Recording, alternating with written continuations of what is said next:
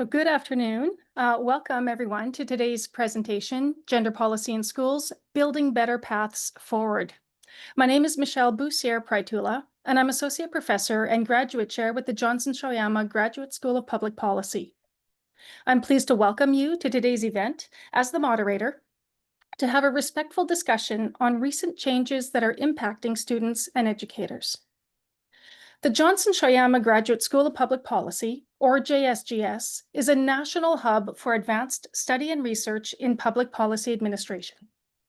We are a partnership between the University of Regina and the University of Saskatchewan that was based on the spirit of cooperation and collaboration that defines Saskatchewan. Since our inception in 2007, we have become one of Canada's leading policy schools for educating graduate students and public servants interested in and devoted to advancing public value. At this time, I would like to acknowledge that while today's event is taking place online, JSGS has two physical homes located on Treaty 4 and Treaty 6 territories, the original lands of the Cree, Ojibwe, Saulteaux, Dakota, Lakota, Nakota, and the traditional homeland of the Métis. We also have a speaker joining us from New Brunswick, which is the traditional unceded territory of the Wolastoqey, Mi'kmaq, and Passamaquoddy people. This territory is covered by the Treaties of Peace and Friendship, which these nations first signed with the British Crown in 1726. The treaties didn't deal with the surrender of lands and resources, but in fact recognized Mi'kmaq and Wolastoqey title and established the rules for what was going to be an ongoing relationship between nations. We're pleased to welcome those of you joining us today from across Turtle Island and make this acknowledgement as an act of reconciliation and gratitude to those whose territory we reside on or are visiting. If you feel comfortable, you're welcome to share your land acknowledgement through the chat to honor the land and its people. Today's discussion will focus on gender policy in schools. Across Canada, provincial gender policies are not only shaping public discourse, but also influencing court challenges and the delivery of public services. These policies are more than administrative decisions. They are a litmus test for how governments uphold equity, human rights, and public values. It is our hope that engaging with this topic will help us all better understand the complexities of inclusive governance. And for future policymakers here today at JSGS, it's a chance to learn how to critique policy that avoids tokenism and instead design ones that promote dignity and respect for all. We're fortunate to be joined by a panel of experts who will help us navigate these issues from a variety of perspectives. Thank you for being here and for taking part in this important conversation. We're looking forward to a thoughtful and meaningful conversation today. Please remember that this is a space for learning and listening across differences. We welcome diverse viewpoints, but we expect that all contributions will be constructive. Disrespect or disruption won't be permitted. We want to ensure that this is a constructive environment where everyone feels safe to engage. Thank you in advance for contributing to a positive and inclusive discussion today.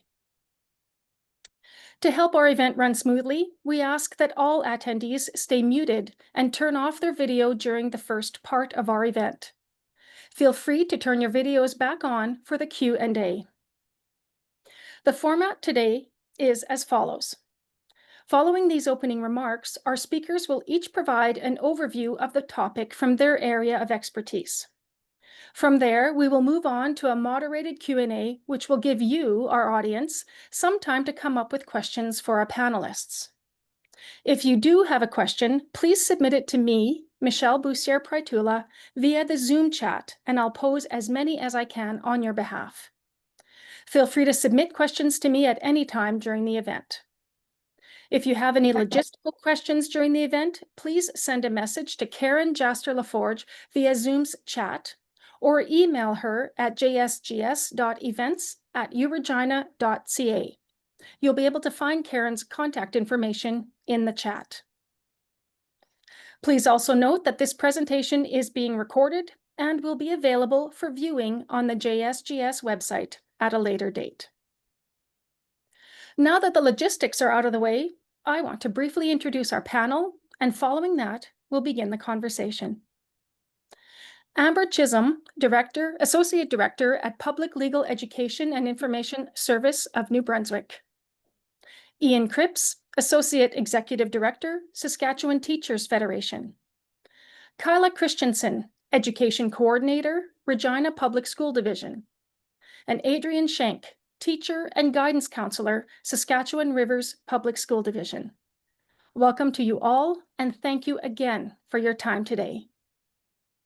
Amber, I'm going to ask you to get us started.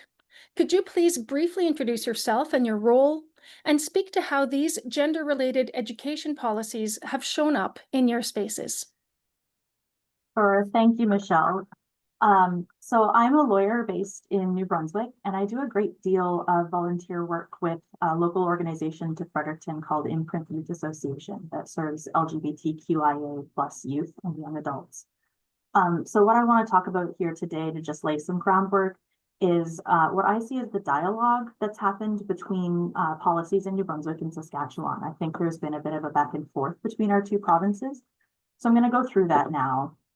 So many of you might already be aware that the New Brunswick government under then Premier Blaine Higgs and then Education Minister Bill Hogan made a sudden amendment to our Department of Education's Policy 713 in June of 2023. This policy outlines schools' obligations and responsibilities to address the needs of LGBTQIA+ students, explaining expectations for appropriate washrooms, changing facilities, addressing bullying, trans and gender nonconforming students' participation in sport, and more. It was kind of a comprehensive policy that was developed in 2020 after a long period of consultation with students, teachers, experts, and community groups. It didn't necessarily create any new rights for students in the classroom or in schools more broadly, but it outlined for schools and educational department staff how they were expected to respect existing charter and human rights and protections. In June of 2023, they announced that they would be releasing a revised version of this policy.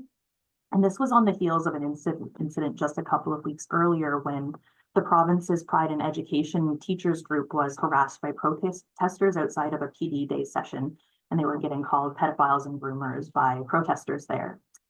So it seemed quite interesting that this policy was happening at the same time as this rhetoric was coming from certain groups in the province. The revised policy made a number of harmful and careless changes regarding the dignity of queer and trans, specifically students in schools.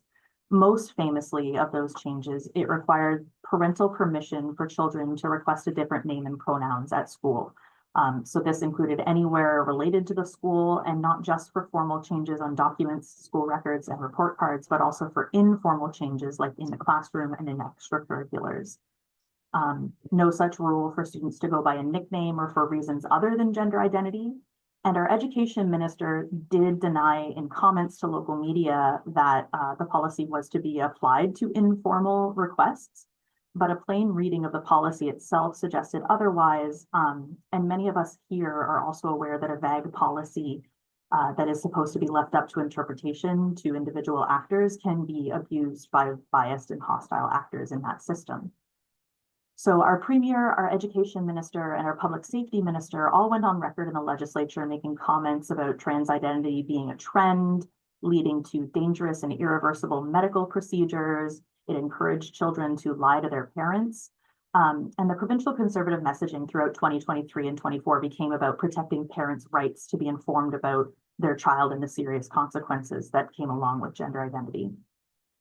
The New Brunswick government became embroiled in controversy. There was a legal action filed with the CCLA that was later joined by EGAL and a number of other community organizations, including Imprint Youth. And the rhetoric and the carelessness displayed by our government during that period, I think, emboldened many to express hostility towards trans and gender diverse people of all ages, and to bring the possibility of an honest trans identity into question like itself. So as many of you are aware, that summer of 2023, or shortly after, just months after the New Brunswick government started this public controversy, the Saskatchewan government followed suit with a really similar change to their policy in schools. They later reacted to legal challenges filed by community groups by passing, my understanding, what they're calling the Parents' Rights Bill, and invoked Section 33 of the Charter, the notwithstanding clause, to protect this bill from the realistic threat of judicial review and being struck down because it infringed on the rights of queer and gender diverse students. New Brunswick's government requested to intervene in that case as an interested party, and that clearly signaled to us in New Brunswick and to the nation that our government had a stake in testing whether Section 33 could successfully be used to trample the rights of young transgender students in the province. So I think that there was definitely a dialogue. The government here in New Brunswick was watching what was happening in Saskatchewan, and likewise, I think that what was happening in Saskatchewan was emboldened by what first happened here in New Brunswick. And I just wanted to kind of highlight that ground level understanding for why I'm here today talking about New Brunswick. Thank you so much, Amber. Ian, I'd invite you to do the same if you could speak to your role and how this has shown up in your spaces. Thank you, and good afternoon to everyone. Amber has given an excellent history of how these policies and these bills have moved across Canada, and she's indeed right. That Saskatchewan has followed New Brunswick's lead in this and took it a step farther by invoking the notwithstanding clause in the Charter. Interestingly, both of these bills were sparked by an event in the community in Saskatchewan. It was an event in a school to which some folks took offense, and from there, suddenly we had new legislation in place. I work for the Saskatchewan Teachers Federation. We represent 13,500 teachers in Saskatchewan who work in our public and Catholic schools, and honored to work with those folks. How has this shown up in our organization? So ever since Bill 137 was announced and the subsequent change room policy a year later, there's been an increased demand from our membership to advocate for the repeal of these policies and for collaboration between all of the parties for the implementation of policy that protects everyone. In Saskatchewan, there were very few letters that were used to justify the implementation and the introduction of the bill. There was no broad public consultation. Certainly our organization was not contacted, and I'm not aware any of the other education organizations in the province were contacted as well. The other way this shows up in our organization is that over the course of the last 2 years, we've had a committee of teachers from across the province working on developing a new policy on sexual orientation and gender identity. That policy was recently passed at our annual meeting of council, and it will go into our governance handbook, and that represents the views of Saskatchewan teachers. And has some very clear definitions in the policy, and has some very clear commitments from the profession in how we uphold the rights of all of the students in our classrooms. The other way it shows up in our organization is that we routinely get calls from teachers who are unsure of what they can do, a chilling effect on teachers. The curriculum clearly stipulates what needs to be taught for teachers. But in this environment, some perceive that simply delivering the curriculum could be a professional risk.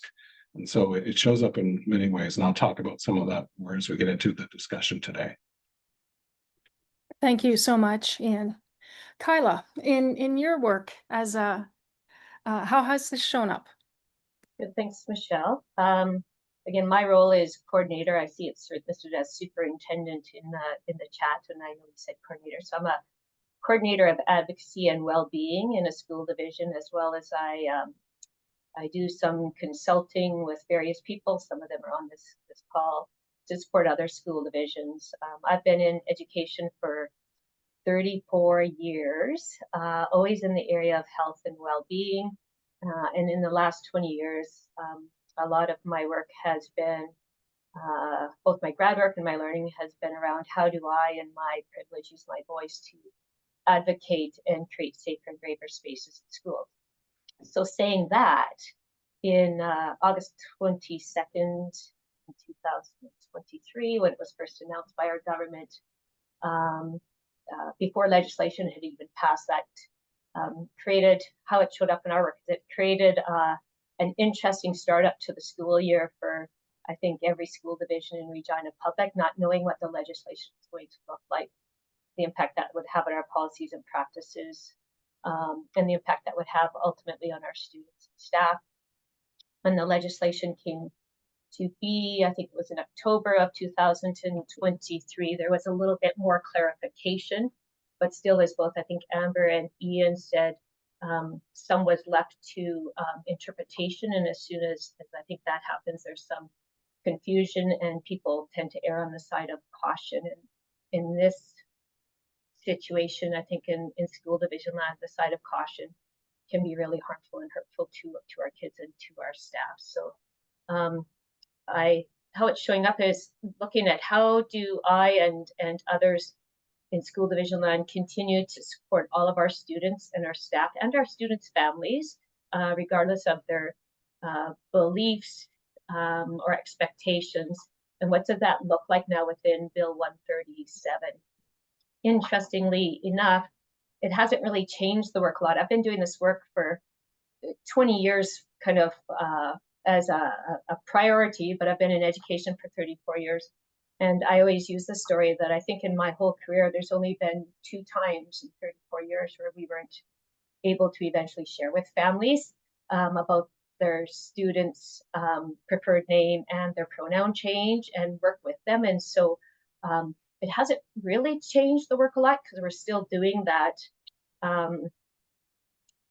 And then just helping, I think how it showed up in our work is we're spending a lot of time on education, awareness, and that connecting it to mental health and the sense of belonging, which I know I'll talk to a little bit later.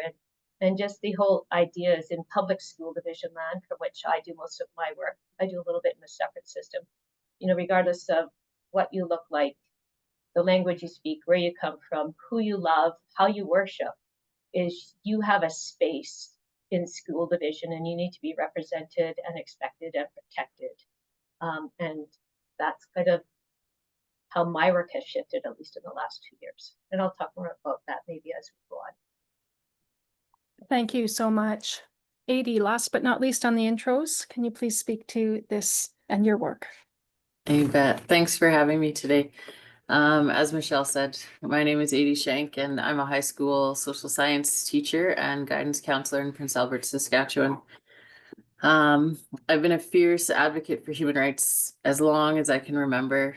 And starting in about 2017, really geared more into queer spaces and working on that end of things, and the creation, as Kyla echoed as well, the creation of safe and brave spaces. And that really started with me presenting at Saskatchewan Principal Short Course and having the opportunity to do that. And so I was able to do that for a few years, which opened a lot of doors for me to work with administrators and staffs and students around the province and in fact across Western Canada, just helping them navigate what that looks like in terms of those creation of spaces for queer students.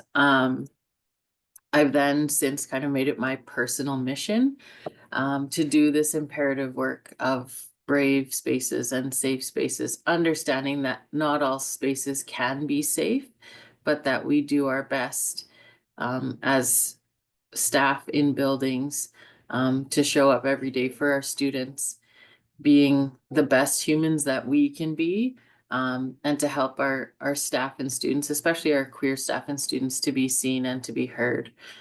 And so how has this shown up in my spaces? Well, since I am out at work, I've somewhat been situated as the go-to person for all things queer. And whether I like it or not, I've embraced it.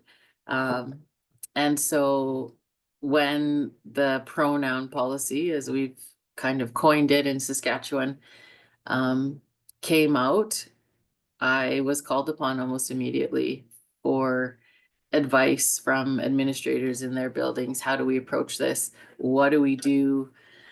I don't know. Why do I know? Just because I'm queer, I should know. Oh, okay.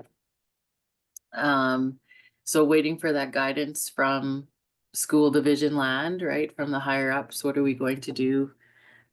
Fortunately had a great relationship with our superintendent who had that in his portfolio. He's since moved on as director to another division. But you know, how are we going to approach this and ensure that, again, we are keeping those voices in mind who are directly affected, which I don't think was necessarily considered when this policy was brought forth. So it definitely, as we will discuss at length, yeah, showed up with a bang and not a lot of consideration, I believe, for those who it was directly affecting, or considered those voices and considered how it was going to affect staff who actually had to implement the policy then. Just, hey, do something with it and figure it out as you go along. So as someone, you know, boots on the ground, it evoked a bunch of chaos for us, for sure. And as a queer teacher, it was not welcomed by any means. We definitely felt like progress had been made and was being made. And then that created a lot of fear for not only students, but also staff, for sure.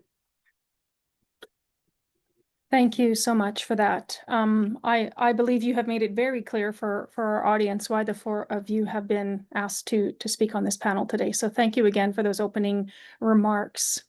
I'm going to start off with a few questions. Amber, you had mentioned that fear spread among parents who might have previously been supportive, partly due to how the policy is publicly framed. Can you speak more to that and tell us what that says about the broader climate around these issues? Yeah, thanks. So this is a tricky one to unparse, but we have the policy itself and what the policy actually says and does in the school system. And then we have the way that our policymakers were speaking about it and speaking about transgender students and transgender adults publicly. This issue was framed very clearly as being about parental rights. I think that was a very deliberate choice to kind of generate a dialogue about the idea that parents are being lied to, or the idea that parents are being deliberately misled about their children's well-being. And also a deliberate attempt, like I mentioned earlier, to talk about things like irreversible medical procedures, which don't really have any place in a discussion about school pronoun policies. But it felt like this climate of, you know, stacking fears on fears, and also encouraging parents to consider whether or not they feel that they're being lied to if the school respects a child's wishes to maybe try a nickname without having somebody call home.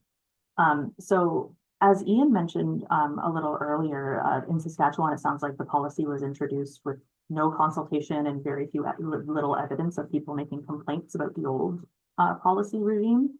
The same was found here in New Brunswick. There was no attempt to justify the policy change based on, you know, any kind of consultation or basis. It was just our education minister and premier saying the policy needed to change. But when our child and youth advocate underwent an investigation following the policy change and wrote a very comprehensive report criticizing the change, he had requested disclosure of the complaints that the premier claimed they had received. And they could only produce 3 emails, one of which cited a widely debunked American conspiracy theory about litter boxes in schools, and none of which could be identified as coming from a parent of an actual child in New Brunswick. It was from people, you know, believed that this was happening in schools, but didn't necessarily have a relationship to children in schools. So something that I think came from a very fringe minority of conspiracy theorists and anti-trans actors became a province-wide dialogue about what parents have the right to know about their children, which I could talk about this forever and I won't, but as a lawyer who practiced family law, I have very strong feelings about this parents' rights dialogue and how it fits in a context like this. I think it's questionable at best. Okay, thank you. Thank you so much. Ian, you talked about how this policy has landed for educators in your work with both the public and the Catholic systems. What kind of tensions have emerged, or can you speak more deeply to that when teachers are caught between the ambiguous, the unclear policy and parental complaints? Thank you. Yeah, this is more than policy in Saskatchewan. It's embedded right into the Education Act. And so, policy can often change easily. Changing the act can happen, but it's a little more of a process. A lot of what I'm going to say is going to echo what Amber just shared as well. So part of what happens with the Parents' Bill of Rights in Saskatchewan within the Education Act is it creates an atmosphere of suspicion where one should not exist. It states right in the act that parents have the right to be informed of the content of sexual health classes. The entire curriculum is a public document in Saskatchewan. You can go onto the government's website and read the entire thing. This creates a false narrative that there's a hidden curriculum, and Amber's already referenced that, that children are being coerced to do certain things. Kyla's already referenced that this is a very infrequent happening, but this narrative is perpetuated in that way. The bill establishes the rights of parents to be members of the school community council. That right has always existed in a publicly funded school system. So, language within the bill fuels a narrative of suspicion that there's something going on, that people are not being allowed to have voice. In some ways, the bill supersedes the teacher's duty to report. It states, if it is reasonable that a child may suffer physical, emotional, and mental harm in obtaining consent, the principal will direct the child to the appropriate school resources. Every citizen in the province of Saskatchewan has a duty to report if a child is suffering physical, emotional, or mental harm from anyone, be it their family or anyone else. And so you can see there's this false dichotomy. There's also sort of a release valve in there to abdicate people from doing what is the right thing. Teachers in the province have been subject to demands to change their practice, not teach portions of the curriculum, or have been challenged due to their family situations, personal identity, or stance on gender-related issues.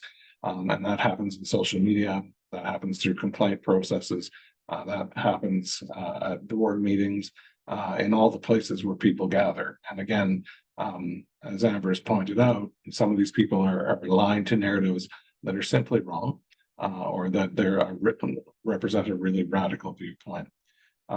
And while I'm talking about complaints, what I've noticed in my practice, and certainly through the work I do here, is that some parents make complaints in various places, and they go many, many places. They start with the principal, then they go to the superintendent, and then they go to the director, then they go to the board, then they go to the Human Rights Commission, and then they go to the regulatory body, and then sometimes to the STF. And so they lodge the same complaint in various places. This demands an incredible amount of time and resources be allocated to some who demand that there will be imposed on a teacher, their child's class, and in some cases, the entire school.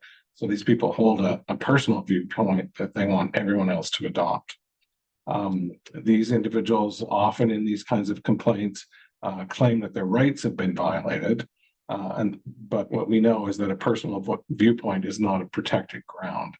And for people who don't understand how some of that works, as soon as someone says, I think my rights have been violated, everyone backs up. But the question is what protected ground are we talking about? And thankfully, due to strong processes within all of our organizations, so whether it be at the school division level, at the regulatory body, here in this organization, many of those complaints, when they're not legitimate, they don't advance.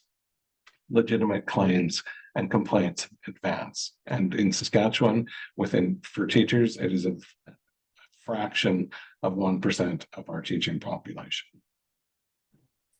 Thank you so much for clearing a lot of that up and the multiple points of how this policy has been entrenched in the Education Act. Kyla, similarly, you had said that this policy doesn't land directly. It's interpreted, it's adapted, distorted at the division level. Can you talk about this a little bit more, your experiences with this, what it means for staff, students? Sure. As Ian said, the legislation that came out and the changes to the Education Act there's multiple points in there. The three that I think I want to highlight that are relevant to this conversation today is about the third-party sexual health presentations, the preferred name and the student's pronoun under the age of 16, and then the continuing with the sexual health opting out. So two things to start with is I had a lot of communication back with the ministry between August 22nd of 2023 until shortly after the legislation came out, asking two questions. What is sexual health? Because as a sexual health education person, and that's been my background in health and well-being. Sexual health is all encompassing. That includes, I wrote down the things here so I could remember them, but it's body image, it's consent, it's boundaries, it's anatomy, it's relationships, it's coercion, it's intimacy, it's reproductive technologies, and I could continue on, but I don't want to use all my time to list what sexual health is. And in the legislation, I think some of the interpretation was, well, sexual health, do they mean all of that? Do they mean the act, the behaviors, sexual behaviors? What exactly is meant? Some of the confusion I think that came in was people right away assume that anything about identity is sexual health. And learning about identity is not sexual health. Reading a book that has two dads in it, that's not sexual health, right? And so that's been, when I say interpretation, there's been lots of communication in our school division when we decided, the senior leaders with support from me decided what exactly does this mean for us as a school division and how do we communicate that? The other piece was outcomes around curriculum. For anybody who's an educator on this call knows that there are only like about 10 outcomes per curriculum. So that includes health education. We don't have a sexual health education curriculum. And our outcomes are very broad in scope. And there is no longer the way some of us may have learned where this week you're learning about smoking and this week you're learning about sexual health and this week, right? Outcomes now are really broad and all encompassing. And so I think interpretation was that sexual health in that broad area, how I defined it to begin with, that's kind of woven throughout. I don't know how you talk in health education without including talking about body image and consent and boundaries and those pieces. So that was a conversation that is creating some of the hesitancy and probably why some teachers continue to call the STF. The other piece is because each school division determined the outcomes, we determined 1 or 2 outcomes for grades 5 to 9, even though the broad aspect of sexual health is like K to 12, right? Body image, about promises, about boundaries, those kind of secrets, those kind of pieces. And that's not necessarily consistent with another school division. It's somewhat in alignment, but it's not consistent. So that has created some confusion. We get lots of conversations around sexual health. Well, one example was, but I have like lizards in my classroom, and we got school the next day and all of a sudden it said 2 lizards, there were 3 lizards, or there was an egg, or I'm not a science person, so I don't know if lizards lay eggs or babies or whatever, but I got a call, it's like kids were asking about, well, how did that happen? And I was like, am I even allowed to tell them that these 2 lizards had laid an egg or had a baby lizard or whatever it might be? So I'm, again, not a science person. Teachers are afraid of getting in trouble. And so they're erring on the side of caution. And erring on the side of caution means that our students aren't getting a comprehensive sexual health education approach necessarily in our schools, when again, what have we interpreted sexual health to actually mean? The third party piece is we can't, there's a pause on that. Doesn't mean we can't use the resources from those third party organizations. We just can't have them in to present. Although what we discovered in our school division and in other school divisions is all of a sudden we have this list, teachers are creating this list, well, we can't use anything from this, community-based organization or this community-based organization. So again, erring on that side of caution. And I was saying that's actually not what the legislation states and not what we've communicated with all of our schools and our families. And then the name, and I'll try and keep this shorter, the whole piece around the name and the pronoun, and I'll talk maybe a little bit more on that in the next round of questions. But you know, how are we supporting staff in our schools who aren't STF, but who direct work and support with our kids? And so there was a lot of chaos and confusion around our guidance counselors and our social workers and our psychologists, that when they're working one-on-one with a student, they're under the age of 16, parental permission has not yet been affirmed, and maybe the kid or the student hasn't even communicated anything with another adult in the building. Can they get in trouble, you know, according to the legislation? But what does their act say that is their professional responsibility? And so, as Adie said, it was kind of chaotic, and it just took up so much of the work of so many people, instead of just saying, here's the legislation, now let's just do work a little bit differently the next week. And I've got more, but I'll stop there. Thank you so much. Thanks for really spelling out how absolutely not simple all of this is when you're trying to deliver curriculum in all of the different places and ways that it's, you know, entrenched across the entire day, the entire life. Thank you. Adie, in your work, you know, this has been over a year since this policy was introduced. In terms of the climate in the school now, the emotional and social climate, how has that changed from before? Can you add more to that? For sure. So fortunately, I'm in a school where we have created that safe space and that brave space. And so not much change. I saw a few students who retreated a little bit at first, but having those conversations with them, you know, nothing's changing on our end. You're over 16, so like whomever you want to be, however you want us to refer to you as, we don't have to have a conversation with home. You know, you're good to go. Their mind was at ease. I did in other schools though receive phone calls from teachers in sheer panic, super worried about kids who were younger, who had already expressed to staff, and in a school I was in before, for example, where a student had been out to us since they were in grade 3, trans student, and new administration had come in. And because this policy came down, but there wasn't a lot of guidance, you know, each division was left up to set their legislation, right? Set their admin procedure and policy as they would, also set their discipline as they saw necessary. And so through that came a lot of misinterpretations. So any student under the age of 16, contact needs to be made with home. But there was that gray area. If the student was already out, that student could be grandfathered. That wasn't understood well. And so this student was already out, new administration comes in, and home wasn't supportive at all. And so student is wanting to, has a chosen name, chosen pronouns, and home is contacted almost immediately. And now this student is in danger.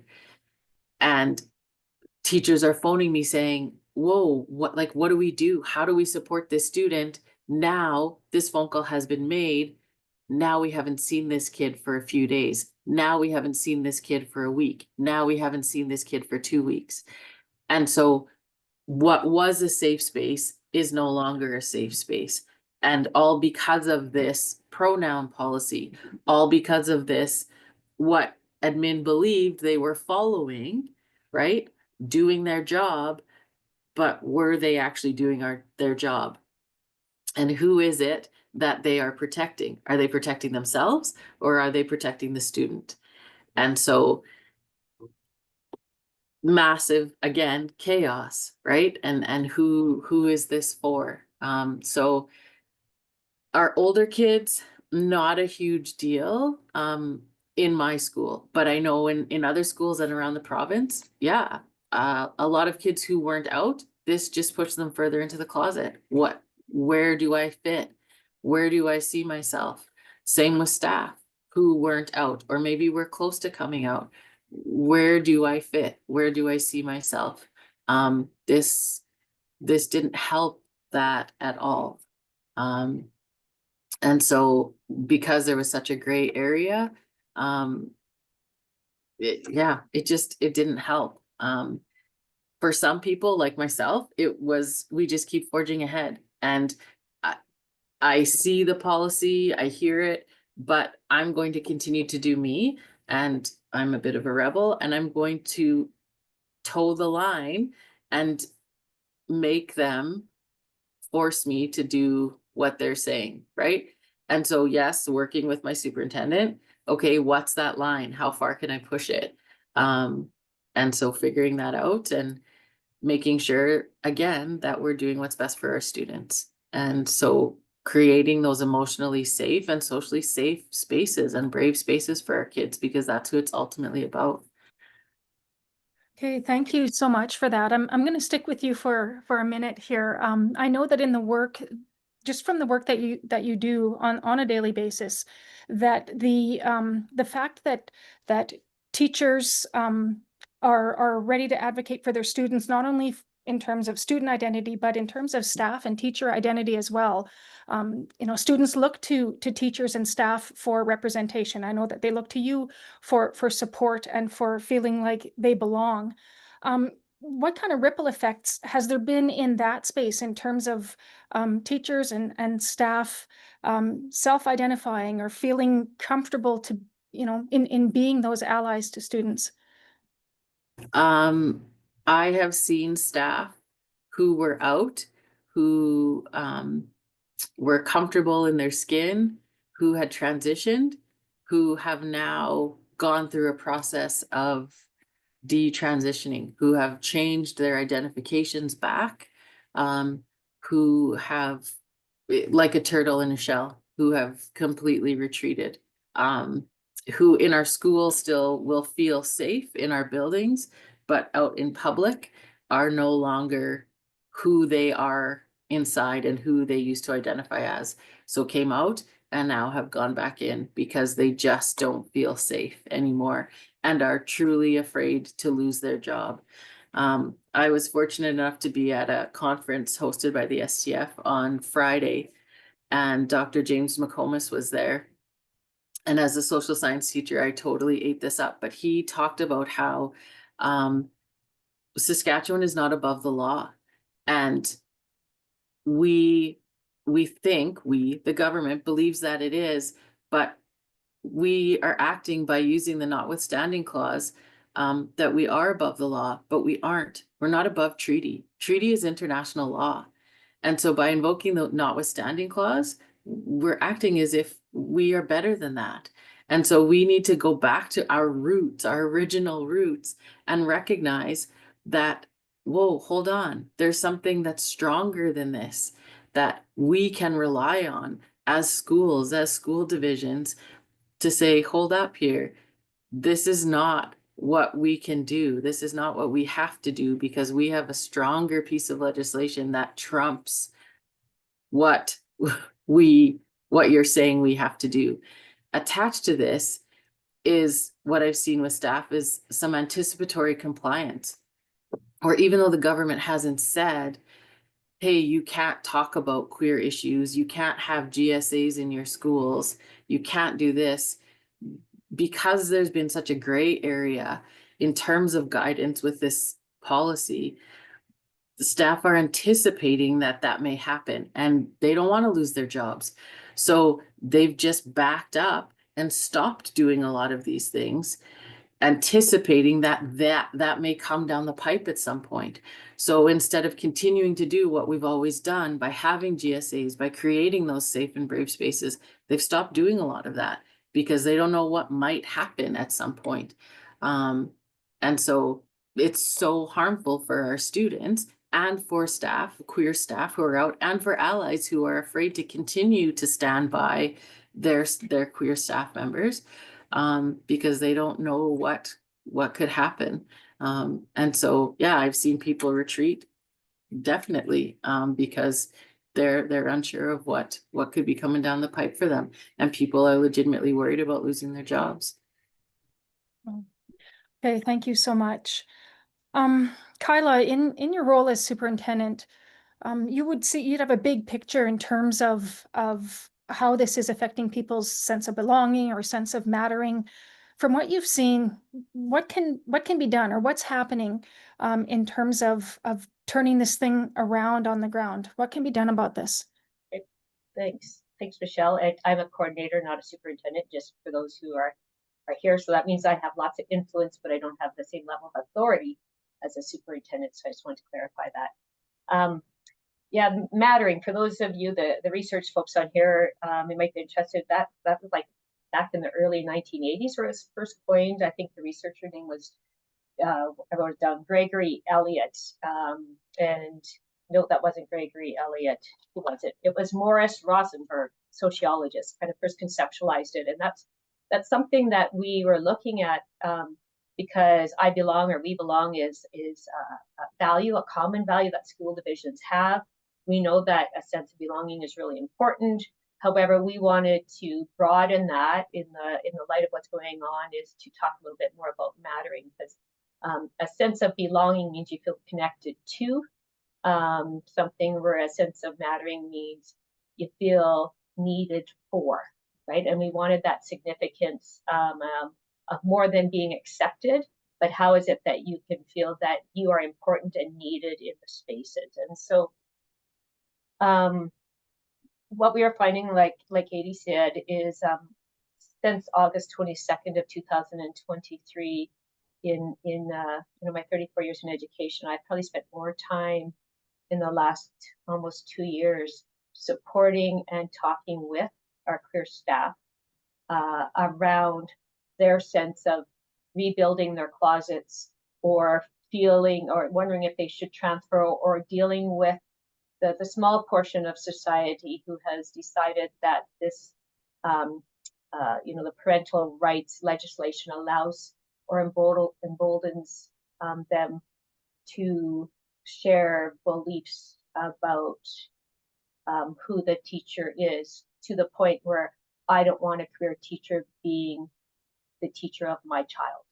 That's what this legislation, I believe, because of that, is something that we've been managing and dealing with very directly with the few community members who feel emboldened to say that.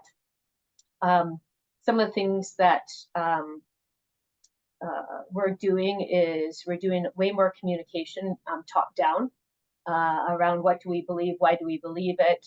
Great information coming from our director, kind of in lieu of around when the elections are happening, when there were so many things that have been happening, even the whole bathroom bill that bathroom change room that school divisions are having to do, which I think is the result kind of Bill 137, is just a lot of great supportive, this is what we believe and this is what we do, clarification, communication from the top down, which maybe in the past hasn't happened as frequently.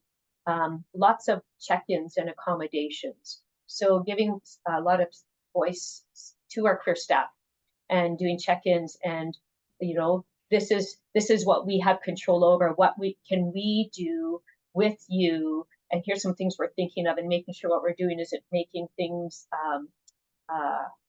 tougher or harder for them each day.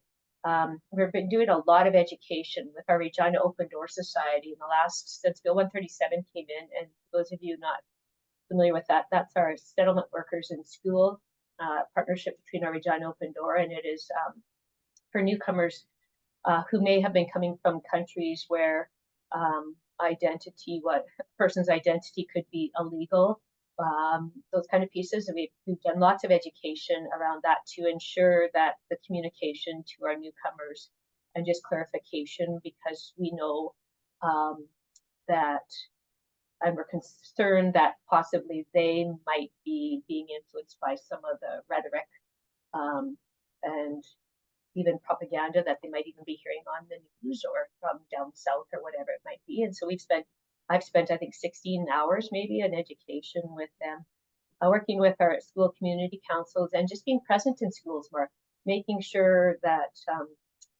in the schools, well, all of our schools that have per staff, but where we know the communities might need more education, is just making sure that we are there and we're attending staff meetings, we're attending school community councils. We've done a lot of work this year on understanding religious freedom and what does that mean and what doesn't that mean, because again, much like Bill 137, there's been lots of misinterpretation, I think, in understanding and using that to embolden conversations and statements that I think are really hurtful and harmful to both staff and students. We just had, some of the things we're doing is kids are afraid, but we had a GSA summit for grades 5 to 8 on Saturday. We had over 150 people at the GSA summit, and we had a few principals stop in, and we had lots of parents and community members. I had my director do a full 1 hour presentation to the adults who were there. Again, just looking at education awareness and that this is what we believe and this is what we stand behind. And, to the point where you may have beliefs that differ than those that align with human rights, but those will stop at the door, because in our buildings, we do have control over what's happening in our buildings, and we will continue to work around the zero indifference of responding to any spaces that aren't safe and brave in our buildings. And then I think the whole idea of mattering, not just saying, hey, you can come in here, it's safe, but actually we need you, you are important, you are necessary, you are significant, is just how, as Pride Month approaches, at our elementary principals meeting the other day, so I do a lot of work in supporting the schools with Pride, doing great work. They've fantastic things, from really performative things like sidewalks, which is great, to a lot of both things happening during instructional time and non-instructional time. And just like Adie said, there's that, what term, I love the term used, the anticipatory caution, anticipatory fear, is I just said to the group, hey, we're going to be talking about Pride at our next staff meeting, or at our next all principals meeting, but at a show of hands, because before it would have been 50 out of 55 hands, at a show of hands, how many of you feel really confident, excited, and ready for Pride Month? I had 5 hands go up. Not, I would say it's not their lack of excitement, is they know it's going to possibly be, in some of our communities, a really rough go and a rough ride. And so I always say is that's where we use our privilege in order to step in, because if we don't do it, how are our kids and our staff going to feel that they have, right? And how does that align with what we believe around human rights, regardless, around legislation and religious freedom, and that everything will go back to human rights, and what does that mean for us? So I don't know if I answered your question, Michelle. Absolutely, you did, and thank you so much for talking about what's happening. It's frightening but encouraging at the same time. Thanks for the work that you're doing. Ian, I want to back up a little bit, look at this from a bigger lens in terms of governance and how governance might have shifted as a result. There's been a recent election in the province. Many new trustees were elected, many with clear agendas. What role can and should boards play in resisting this pressure and protecting inclusive education? So I can't comment on the viewpoints of the folks that were elected to school boards, but what I can say is that there are 40% of our school board trustees in Saskatchewan are new following this last election. And that speaks to the amount of public discourse around this and many other issues that have been going on in Saskatchewan. And so people are engaged on both sides of on different agendas. And so that has caused quite a shakeup at our school division levels. We know that there are people with very clear agendas on certain things that have run for school boards. And there were concerted movements to put folks who sort of fall into that parental rights camp onto school boards. But people were aware of that, and so other people were running as well, as should happen in a good democracy. We know that within North America and in other countries, there are coordinated movements to fill lay boards with all kinds of with individuals who have extreme parental rights agendas that run counter to the majority of the population. And you know, if you put parental rights into Google, you will find a list of those both in Canada and the United States. And so those agendas are out there. Part of that is what I think brought us our legislation as well. So what can boards do? So I think boards really, and you know, it speaks to the good work that Kyla and Adie and Amber are doing in the organizations in which they work, and all of us, is we're a publicly funded education system. It is universally accessible. It has to be accessible to all of our children, our staff, our families, regardless of their backgrounds and viewpoints. So boards have to make sure that their decisions support the rights and the safety of all the students and all the staff under their care. They can't pick and choose. They can't advance policy. They can't advance procedures that will put others at risk. That isn't their function in a publicly democratically elected school board. They should create and implement policies that support everybody, and then stand behind them as our school boards, some of our school boards do. Some things that boards might consider doing is that board members should be aware of the curriculum and what it is that teachers are required to teach. When you have professionals who are afraid to simply do their job, well, we have a problem. Boards should be aware of the things that are protected grounds within human rights legislation. So when somebody comes knocking at the door saying my rights have been violated, a savvy board member or a well-educated board member can say, so what exactly, which protected ground are you being discriminated against on? So that, you know, that conversation can be a more factual conversation. And boards should have the courage to ensure the entire public school program is universally accessible. Every student, regardless of race, sexual orientation, gender, should be able to come into our schools, feel welcome and feel safe. And those are those brave and safe spaces that Adie and Kyla have been talking about today. This means that policies and procedures should remove barriers and ensure that they affirm and support all identities. And in the context of this conversation, those with queer identities. And then another practical thing boards should think about is engaging in some form of board evaluation. Take opportunities to access professional learning and development. If they have questions about some of the external groups that might be providing services in their schools, they should bring them in and start a dialogue and a conversation with these organizations. These people have the very best interests of young people at heart.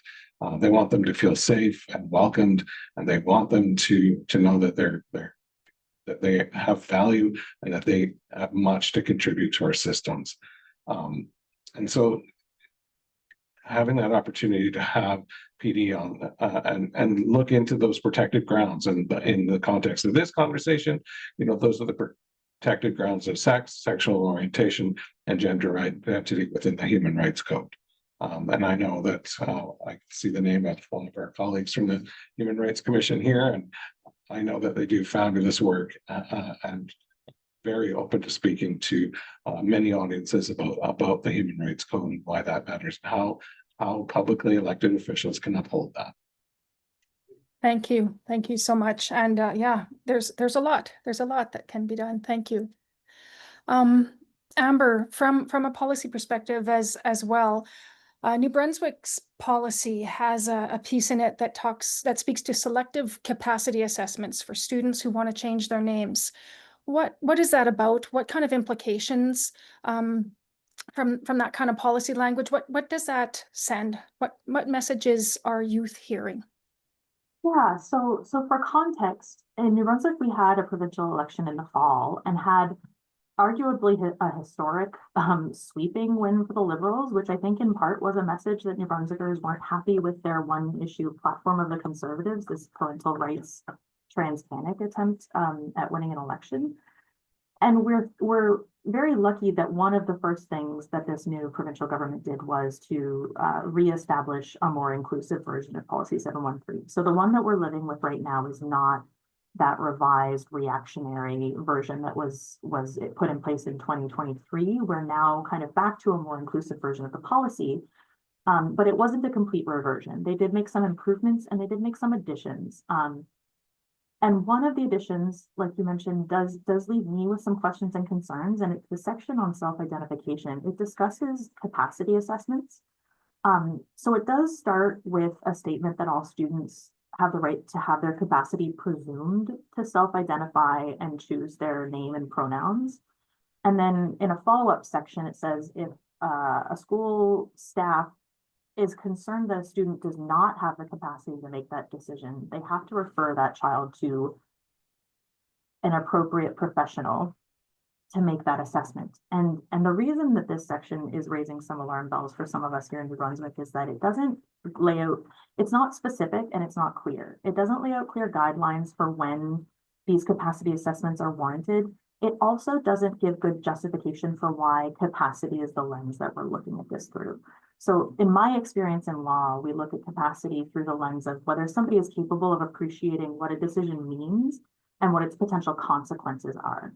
So this word capacity does kind of imply and import this idea that there are potential long-term consequences to going by Alexa instead of Alex or going by they instead of he, which I don't think is the appropriate lens to be looking at this issue.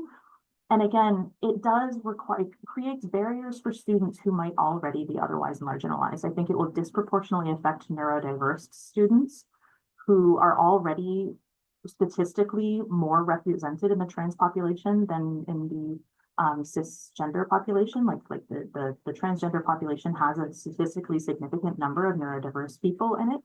And this policy is not clear about like why and when one of these assessments would be appropriate. It just says when there's concern that a student does not have capacity, they have to be assessed.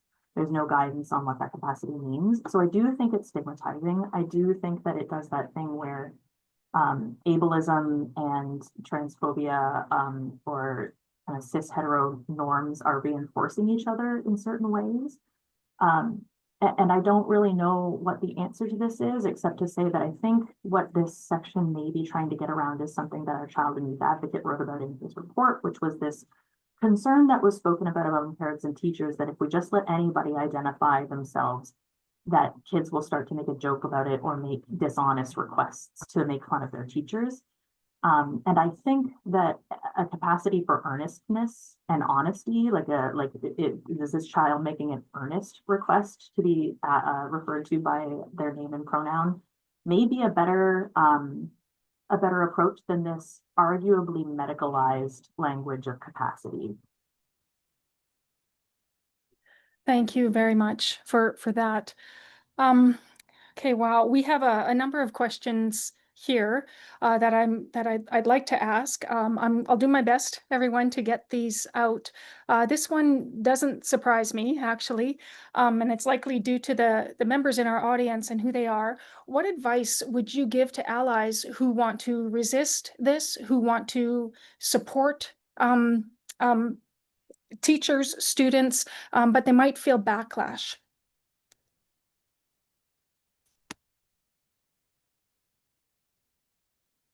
And I'm not directing it at anyone in particular. Feel free to speak. I would say this is a loaded question and a loaded statement from me. I often feel like people who feel like they have a lot to lose will ask that question. So I may offend people when I respond this way, but I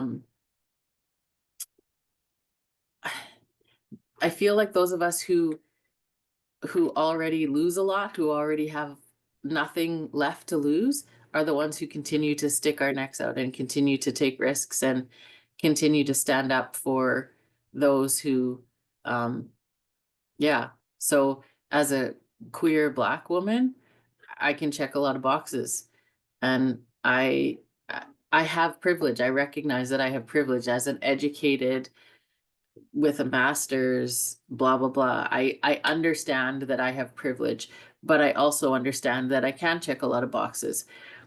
And so I mentioned at the very beginning that I have always been a fierce advocate for human rights. I get that from my mother, God bless her.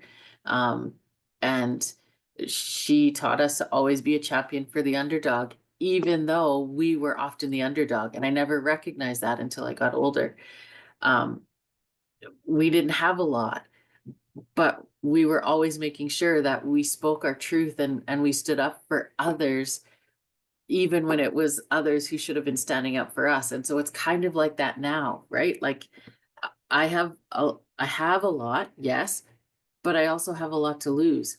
But if I don't have rights, what's the point on Shannon beside me having rights, right? Like if I don't have them, everyone else shouldn't have them, and vice versa. I'm probably not making sense because this question really fires me up, but like I just like, it's usually the people who have so much to lose who are like, it's like the world right now. People who are like, oh my God, what's going on? I can't believe what's going on. I can't even watch the news.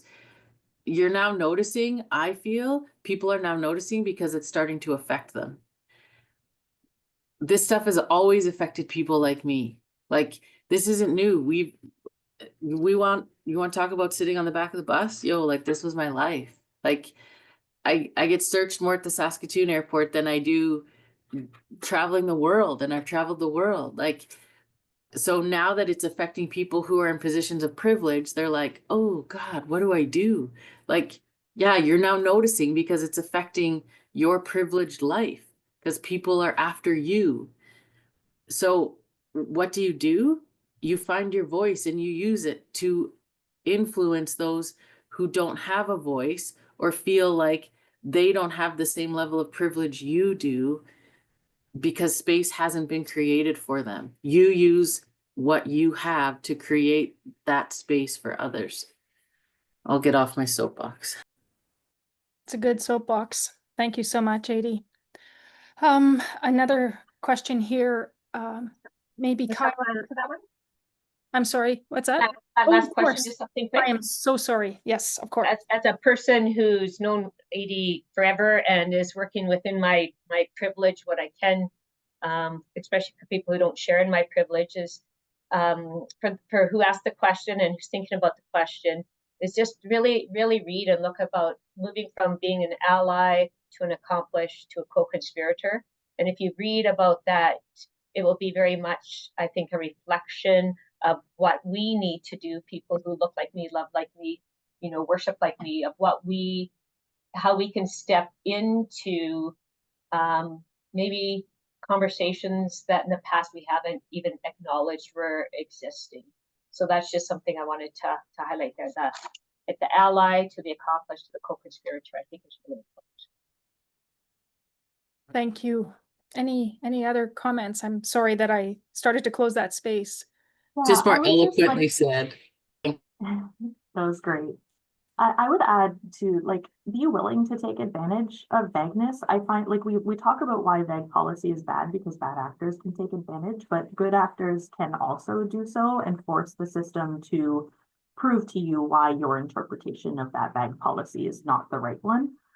So I think being willing to stick kind of your neck out and force them to make the argument or to say it out loud is often good. And here in New Brunswick, some of the districts actually got together and drafted their own policy that word for word echoed the original good one. The province did try to defund them and take them down in retaliation, but they did get together and introduce their own district policy that they said that their teachers were obligated to follow. So find like-minded people and see what you can do to take advantage of those systems.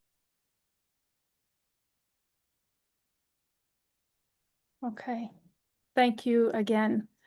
Another question is, do you have any advice for third-party organizations who want to support teachers in getting sexual health resources approved by school boards?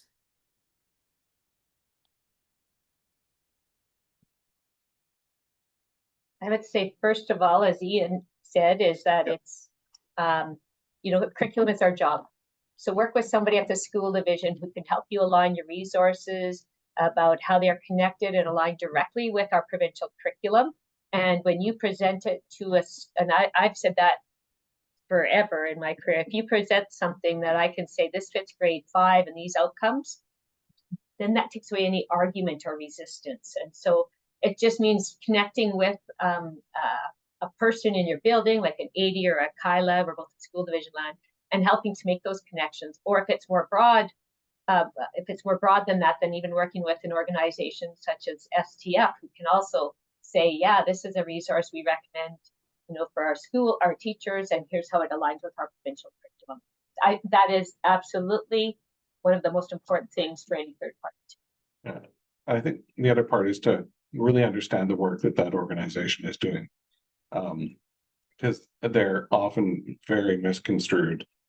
People hear the name of the organization, they make all sorts of assumptions about what it is that organization does. So learn about the organization. And Kyla's right. So here at the Federation, we have built relationships with external organizations so they can provide some professional development to teachers, right? So they are well equipped. They can make those curricular links themselves, but that they can have the advantage of working with somebody who spends all day thinking about certain topics and really leverage that expertise as they look for good ways to bring those teachings into the curriculum.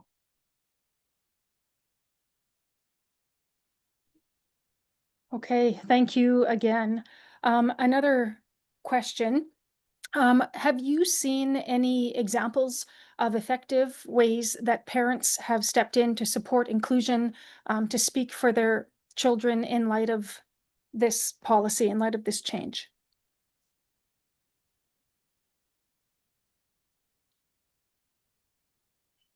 Here in New Brunswick, we had some incredible parents who proactively filed complaints with the Human Rights Commission, did the circuit in the media to talk about how this was affecting their children or their children's friends.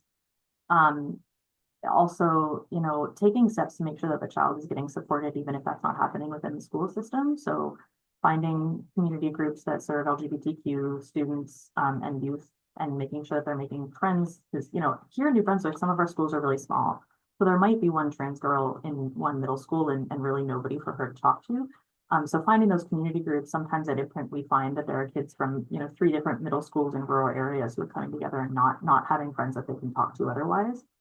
So those things are really good. But the parents that I've met through my work that kind of really stand out to me are just fierce advocates for their children. They let their children tell them who they are and tell them what they need. And then they're willing to go to the principal's office as often as they need to. They're willing to talk to whoever they need to make sure that that child's being respected. To talk honestly about that child when they're facing barriers or difficulties that they can't necessarily navigate or get rid of on their own. Yeah, I don't know if I'm going anywhere with this, but it is possible to fiercely advocate for your child, even when you're navigating in a system that really doesn't want you to be able to do that easily.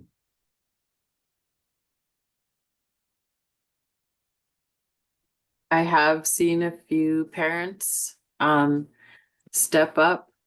They've marched in Pride Parades with us, and I haven't seen any go as far as contacting our Ministry of Education, but I'm hoping that there are some out there who have done that. But yeah, I have seen some, boots on the ground with us coming and decorating floats and letting us know that they are supportive and meeting with us, even when their child is coming out, and how do we navigate things with them.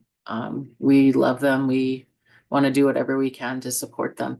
So I have seen the opposite as well, for sure. But definitely have seen supportive parents.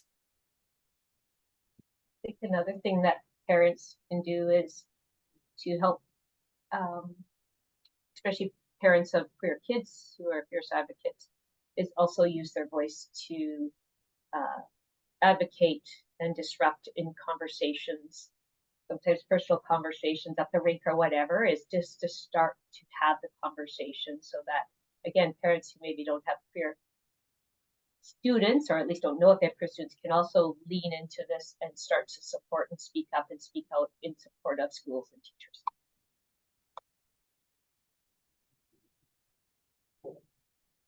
Okay, another question here. What about teacher education programs? Those teachers coming in and facing all of this, just ready to start their careers. What do teacher education programs need to do to better prepare new teachers to enter this environment so that they can better focus on student safety, inclusion? What do you think? Well, we have a person on here who may want to comment on that, who more than one from the universities, but I know in the past I taught at the university, and I taught a gender and sexual diversity course that Dr. McNinch had created in a number of years. Sometimes I co-taught it, and just a thing that the students at that time would always say, and I haven't been really back at the university since COVID, is why is it that we all have to take the ELA 100 or the English 100?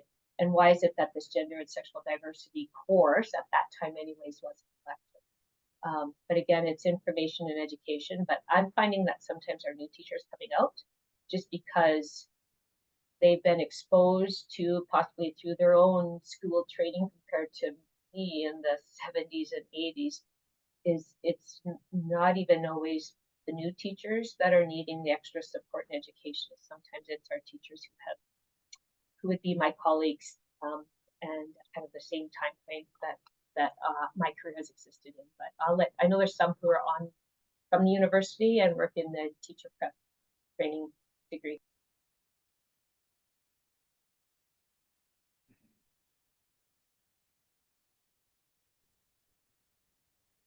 Okay. I'm going to try to get this question right. So this is a very contentious environment and many people are hurting. Is there a way to find balance between all of those people who are hurting from this policy? Balance between parents, teachers, students? What can be done here? It's a big one, I know. I've long been the get everyone in a room kind of person.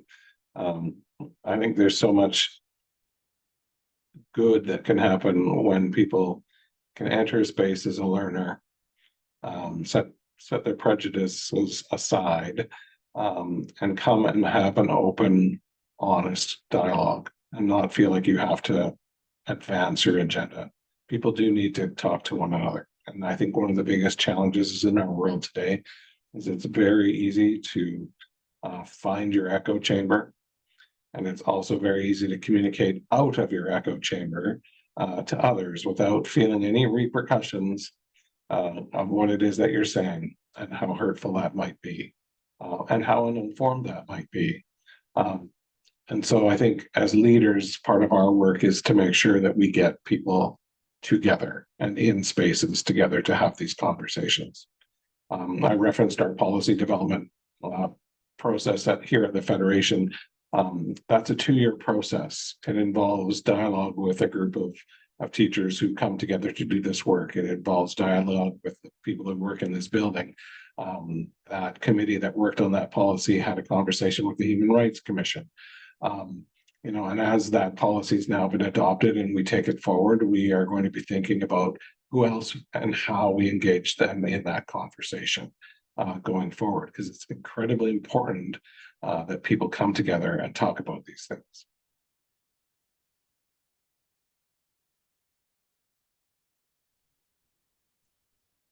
I'd agree with that one. I don't think I have an answer for this question. I think that a huge problem we're facing right now is that there's so many bad faith actors and there's so much misinformation coding this conversation that it's sometimes hard to parse out the people who have been misinformed from the people who are acting in bad faith. And that makes genuine conversation very difficult to have. And I don't have good answers for that. I know that there are organizations that do, really good work on combating stigma and stereotypes. I think it's always important to be aware of what kind of misinformation is going out there and to call it out when you see it. And by call it out, I mean discuss it.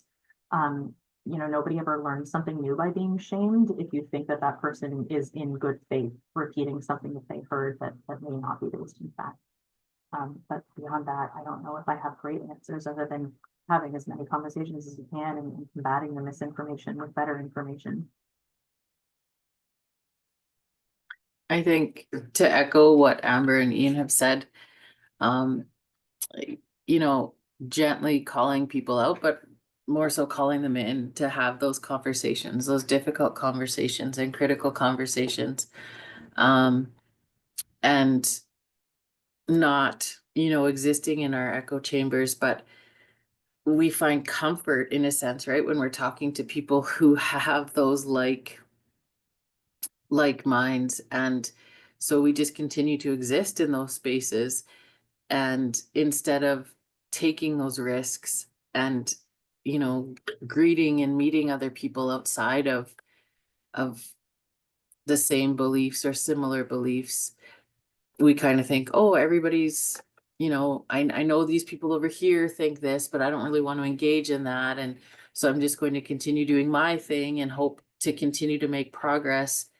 But it doesn't really work that way. We stay safe that way, but how much progress are we actually making? And so to continue to take those risks and, like Ian said, bring people together, it's tough. I want to pick up on that.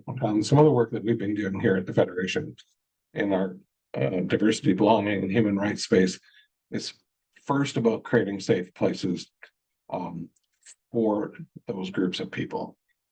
As an organization, and today we're talking about the queer community, do they feel represented by the STF?